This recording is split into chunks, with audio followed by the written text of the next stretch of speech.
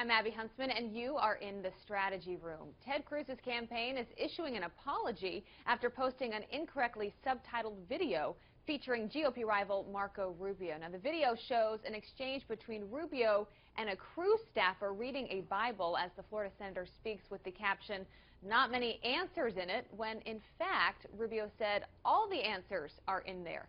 Cruz's communications director, Rick Tyler, said he was sorry for assuming the story was correct. And joining me today with their take on the story are Democratic strategist Douglas Smith in D.C. and with me on set, Republican strategist Jay Townsend. Welcome to you both. Thanks for being here. Thank you. Thank you. Douglas, we'll start with you. I mean, this is not necessarily new for the Cruz campaign. They've been accused of controversial campaign tricks in the past. Another one recently accusing Marco Rubio with this, we can show this, a photoshopped image of the Florida senator and President Obama. Also, the Iowa caucuses, you remember them making calls saying Ben Carson was getting out of the race to steal some of the votes when, in fact, he was not. So this is clearly not anything new for the Cruz campaign. No, not at all. I think social media, the friend it has been to Donald Trump, is going to be the bane and the enemy of the Cruz campaign. I mean, it has tremendous benefits, the age we live in, but the negative for Cruz is that his lies are picked up so quickly. I mean, this is the 6th or 8th time that his campaign has been caught saying just outrageous things. And I think in the end, it's going to really catch up to him. I mean, there's a real challenge when every word you say is captured on iPhones and Androids and posted every single moment. But that also means that the fact checkers can be right on top of you. And I think it is pretty embarrassing that if this is the way that Ted Cruz thinks he's going to win the presidency, you know, I think his run is coming to an end pretty quickly.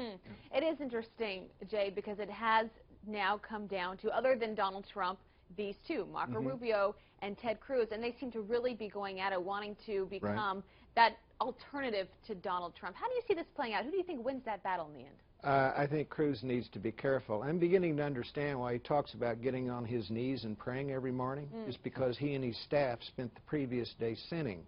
This is third-grade, silly, stupid crap. Can we elevate the conversation?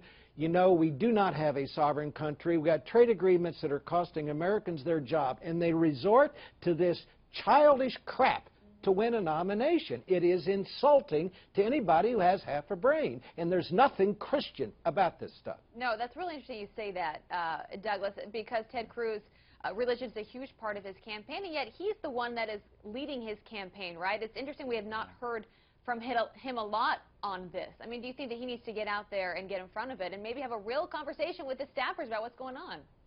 Oh, I think absolutely, but I think unfortunately for him, it's probably too late. He has built up so many falsehoods as he's been running against, you know, what started as 17 and down to 10, down to 4. That these are things, as a Democrat, I mean, if he gets the nomination, I mean, this is fodder. I mean, this is unlimited ads that could be run all fall long showing the outrageous things he says, the things that are not based in truth. And, you know, coming out of the national security space, you know, I'm particularly upset and offended by it. I mean, the things he says puts our country at great harm, and so much of what he says is just not true. And it's not just Democrats that say that. I mean, it is Republicans all up and down the aisle that just do not want this guy out there. I mean, who knows what he's going to say? I mean, I think, Jay, you're absolutely right. I mean, he really needs to be asking for forgiveness. Unfortunately, I think it's going to be forgiveness after he's already lost the nomination. But, Jay, you know, we're here agreeing on this. We can see it from afar. But we're not the ones voting in these early state primaries. Right. You know, are these tactics something that the primary voters see and recognize as being a problem? This is the beauty of any presidential campaign.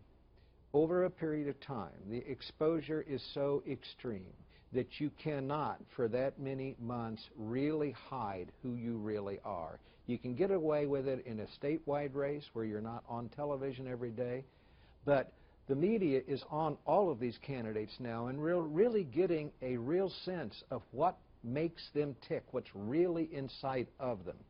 This is the real Ted Cruz. You can't hide it forever, and that is why I think you cannot find a single U.S. senator that trusts this guy because this is the way he operates. That's a great point. Yeah, it sounds like it's going to continue to get ugly. Jay Townsend, Douglas Smith, thank you both for being with us. We appreciate it. All right, for complete coverage of the 2016 presidential race, check out foxnews.com. I'm Abby Huntsman. Thanks for watching.